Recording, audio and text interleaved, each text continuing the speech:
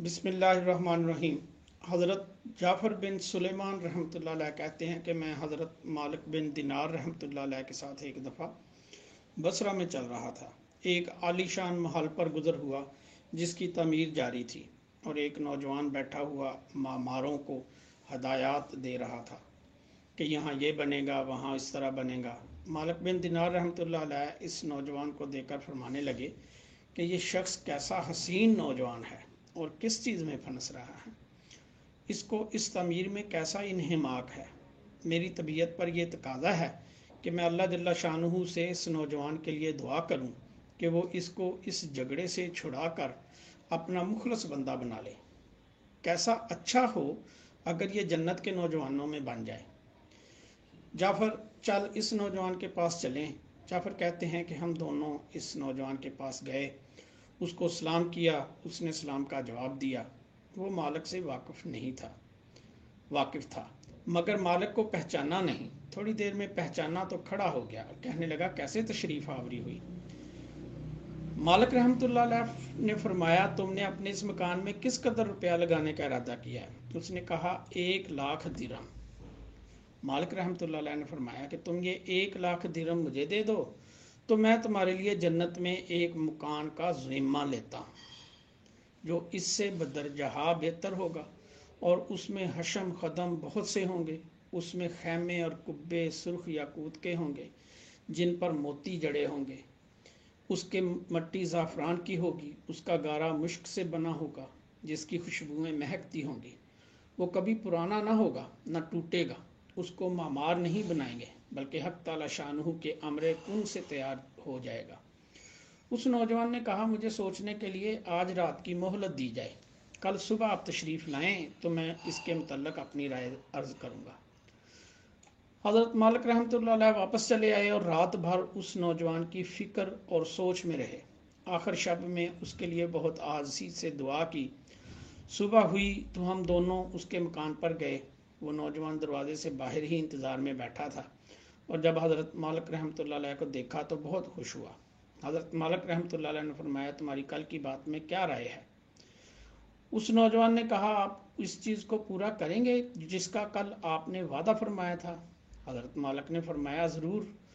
उसने दराहम के तोड़े सामने लाकर रख दिए और दवात कलम लाकर रख दिया। हज़रत मालिक रहमतुल्लाह अलैह ने एक पर्चा लिखा जिसमें बिस्मिल्लाहिर्रहमानिर्रहीम के बाद लिखा कि यह इकरारनामा है कि मालिक बिन दिनार ने फ़लाँ शख्स से इसका ज़िम्मा लिया है कि उसके इस महल के बदले में हक तआला शानहू के यहाँ उसको ऐसा ऐसा महल जिसकी सिफ़ात ऊपर बयान की गई हैं, जो जो सिफ़ात उस मकान के ऊपर गुजरी वो सब लिखने के बाद लिखा मिलेगा, बल्कि इससे भी कहीं ज़्यादा उम्दा और बेहतर जो उम्दा साया में हक ताला शानहू के करीब होगा।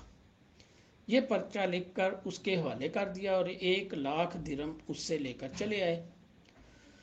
जाफ़र रहमतुल्लाह अलैह कहते हैं कि शाम को हज़रत मालिक के पास रहमतुल्लाह अलैह के पास इसमें से इतना भी बाकी ना था कि एक वक्त के खाने ही का काम चल सके। इस वाक़े को 40 दिन भी ना गुजरे थे कि एक दिन हज़रत मालिक रहमतुल्लाह अलैह जब सुबह की नमाज से फारग हुए तो मस्जिद के महराब में एक पर्चा पड़ा देखा।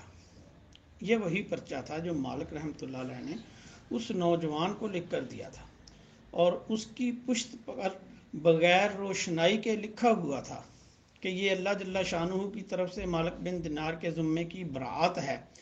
जिस मकान का तुमने उस नौजवान से ज़ुम्मा लिया था वो हमने उसको पूरा पूरा दे दिया और इससे 70 गुने ज़्यादा दे दिया। हज़रत मालिक रहमतुल्लाह अलैह इस पर्चे को पढ़कर मुतहय्यर से हुए। उसके बाद हम इस नौजवान के मकान पर गए तो वहाँ मकान पर स्याही का निशान था जो सो की अलामत के तौर पर लगाया गया होगा और रोने की आवाज़ें आ रही थीं। हमने पूछा तो मालूम हुआ कि इस नौजवान का कल गुज़श्ता इंतकाल हो गया। हमने पूछा कि उसका गुस्ल मैयत किसने दिया था। उसको बुलाया गया। हमने उसके नहलाने और कफनाने की कैफियत पूछी।